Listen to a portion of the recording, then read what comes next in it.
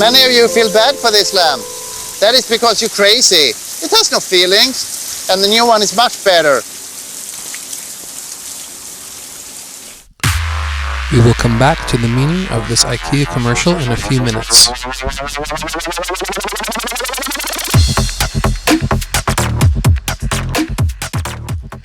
Research has shown that vision is the most dominant sense for human beings who do not exhibit sensory difficulties. For the overwhelming majority of the population, therefore, particularly in the West, we live in a world that is visually biased.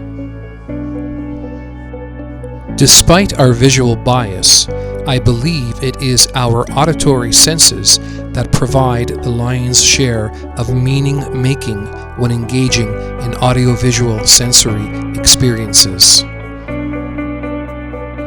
I refer to this inherent contradiction as the great paradox.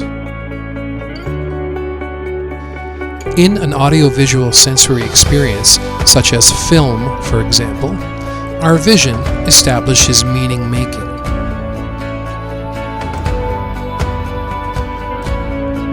When our auditory senses are combined with our vision, meaning-making becomes enhanced, augmented, and potentially changed completely. Ironically, this all happens on a subconscious level. Throughout the duration of this film presentation, I would like to concentrate on the following three areas of focus. In the first area of focus, I will examine the visual bias of our modern-day society, including specific theoretical and practical examples. I will also provide a brief historical analysis of visual bias. In the second area of focus, I will investigate the great paradox by initially exploring the critical role that sound plays in the growth and development of humans from the fetus to the preschool child. Finally, in the third area of focus, I will theoretically and practically demonstrate the belief that music is a pivotal and decisive variable in an audiovisual sensory experience. Focus number 1, understanding the visual bias in our world. Back in 1974, researcher Francis Colavita conducted an experiment which proved the visual bias of our society. In his experiment, Colavita invited participants one at a time into a room, and he simply told each participant that he would be providing either a visual stimulus in the form of light or a sound stimulus in the form of tone. Colavita then instructed his participants to simply push a button labeled light whenever they were exposed to a visual stimulus, or to push a button labeled tone whenever they were exposed to a sound stimulus. As expected, all participants correctly pushed the light button when exposed to a visual stimulus, or correctly pushed the tone button when exposed to a sound stimulus. Where it became interesting is when Colavita purposely provided the light and tone stimuli simultaneously.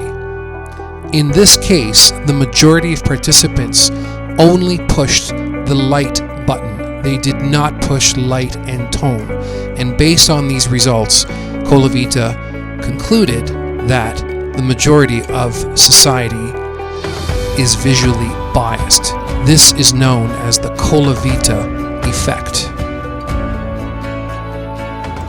The Colavita study was reproduced using participants who were blind in one eye. And in this case, participants did not display the Colavita effect as they relied on their hearing more to compensate for the loss of vision in one eye. A practical example of visual bias happened on the Larry King live show on the CNN network back on September 20th, 2001. I refer to this as the Larry King faux pas. It was 9 days after the 9/11 terrorist attacks in the United States, and President George W. Bush gave his annual State of the Union speech to the nation. particular edition of Larry King Live was dedicated to the post-speech reaction of various Americans. One of his guests that evening was Michael Hingson, a blind person who escaped from the 78th floor of the World Trade Tower on September 11, 2001. Here are the exact transcripts obtained from CNN. Larry King says, quote, "Let's swing now to our New York bureau and Michael Hingson. He's been blind since birth. He guested with us a week ago last Friday, told the dramatic story of being guided down from the 78th floor of the World Trade Center, 78 floors down by his dog Roselle, who you see with him on set, and a colleague." Larry King then says, "Michael, did you watch the president's speech?" Larry King realizes his faux pas and blushes. Not to embarrass his host, Michael Hingson smiles and pauses and says, "I did indeed." Larry King's faux pas clearly validates how language reinforces visual bias.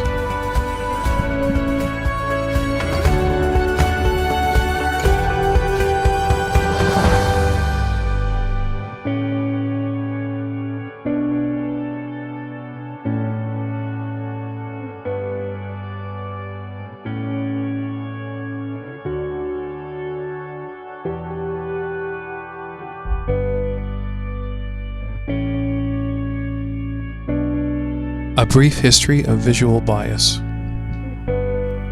Visual bias is a relatively new phenomenon in the history of the world. Native Americans and African cultures are still rooted in auditory culture today, known as oral tradition of history. Even ancient Greece, the cradle of Western civilization, was once dominated by the oral tradition. Homer's Odyssey started as an oral tradition before it was ever published into a book.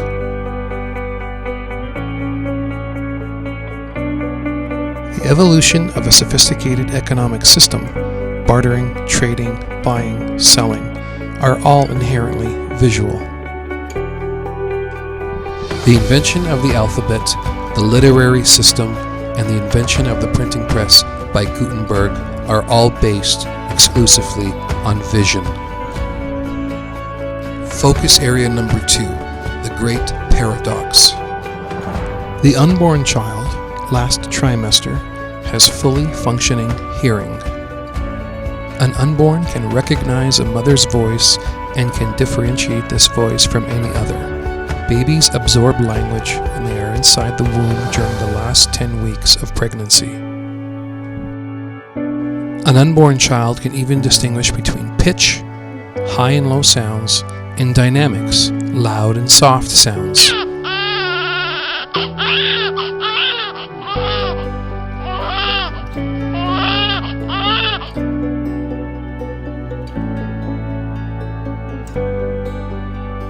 The very building blocks of life, feeding a baby breast milk, is linked and connected to sound. Mothers, fathers, and caregivers are predisposed to interact with their infants by means of emotionally charged proto-musical vocalizations known as motherese, also known as baby talk, parentese, and so on. Motherese combines variations of pitch, melodic type contours, timbre, rhythm, and accents.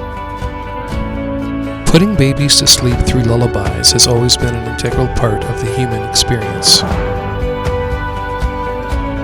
Babies are exposed to music, therefore, at a very early age. In the English language, children learn the alphabet song through music, the melody to Twinkle Twinkle Little Star, known as the alphabet song. A quick visit to YouTube also reveals alphabet songs in a variety of other languages, such as Spanish, Russian, Italian, Turkish. This is very ironic since music is the primary vehicle for children to remember the sequential letters of the alphabet, which develops literacy, which in turn promotes visual bias. Focus area number 3. Music is a pivotal and decisive variable in an audiovisual sensory experience.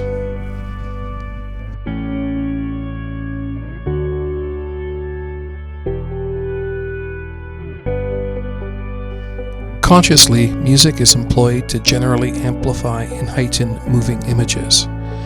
This is known as Mickey Mousing, which is a film technique that syncs the accompanying music with the actions on screen. The term comes from the early and mid-production Walt Disney films Mickey Mouse, where the music almost completely works to mimic the animated motions of the characters.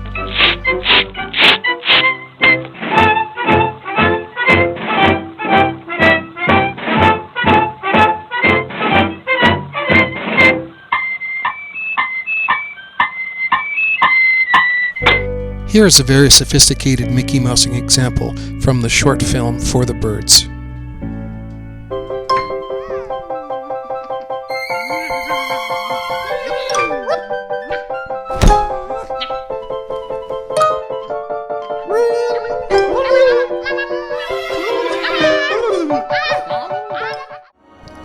Mickey Mousing is still used from time to time in modern film. Here's a short excerpt from Spider-Man in 2002.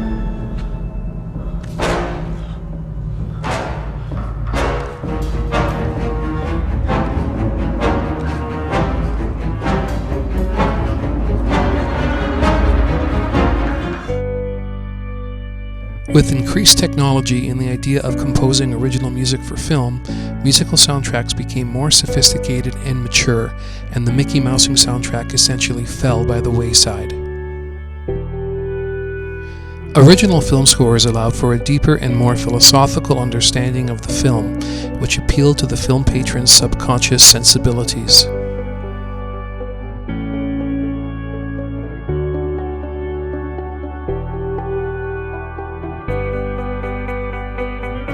Musical accompaniment for moving images that operate on a subconscious level have established a fundamental paradigm shift in music listening, from active listening to passive listening.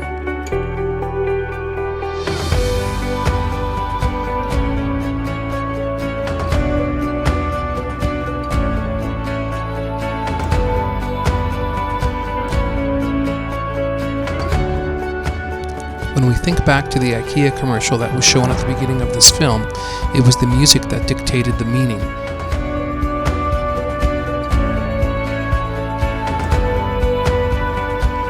The subconscious perception of a film's musical soundtrack is satirically brought to life in the 1974 film Blazing Saddles. At the beginning of the film, we see a cowboy majestically riding across the desert with the musical accompaniment playing in the background. Eventually, the cowboy passes right by Count Basie and his orchestra, who are the ones playing the musical accompaniment right in the middle of the desert.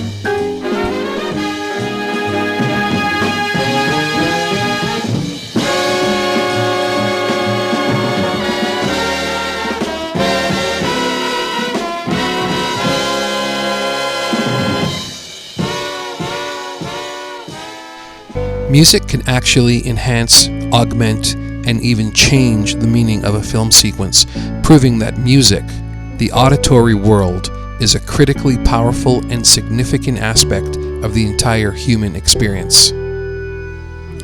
I'm now going to play the final scene from the film Lost in Translation, starring Bill Murray and Scarlett Johansson. In the first soundtrack, you will hear dreamy and delicate music.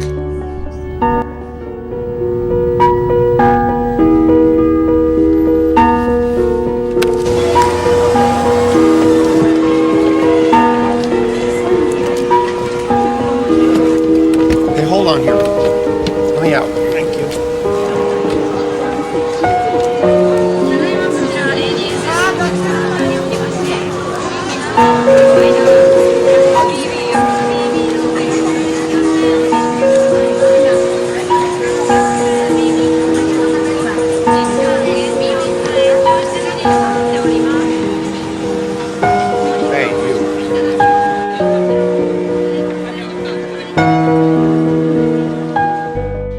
Here is the same film clip played with a musical soundtrack far different from the previous example.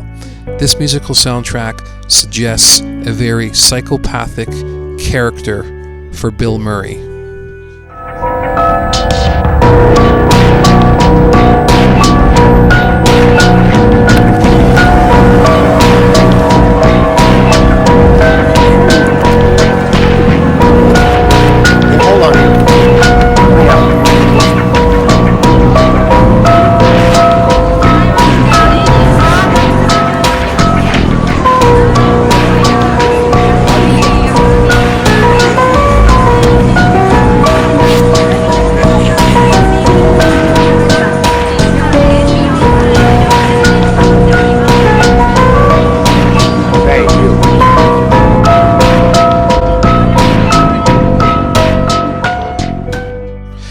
Once again, here is the same film clip played with a very jazzy and playful musical soundtrack, suggesting that Bill Murray's character is one of interest and one of intrigue as he is traveling through a busy metropolitan city.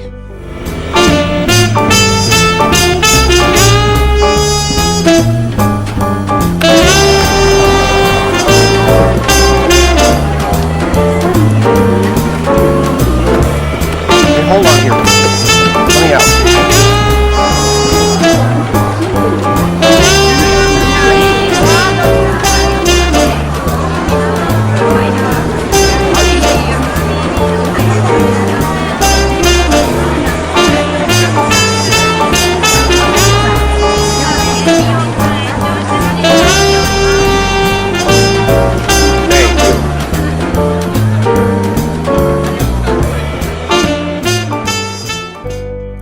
Here is the same film clip played with a horror-like musical soundtrack, suggesting that Bill Murray's character is out looking for revenge.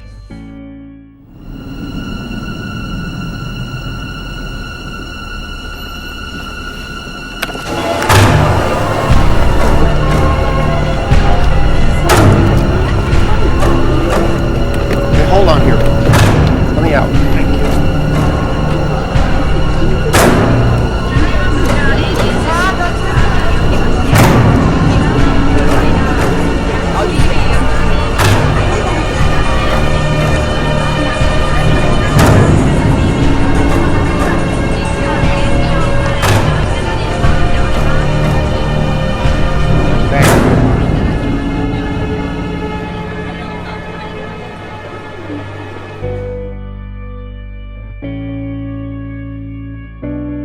Music, the auditory world, is a critically powerful and significant aspect of the entire human experience that challenges visual bias in a clandestine and subconscious manner. A music education that concentrates on the intricacies of the auditory world and how humans use musical sounds as a principal way of knowing and understanding the world is just as important as a music education that teaches kids how to create and perform music. I challenge all music educators specifically, and arts educators generally, to educate their students about meaning making and the power of music in an audiovisual sensory experience. Media studies education should not have exclusive domain of this topic.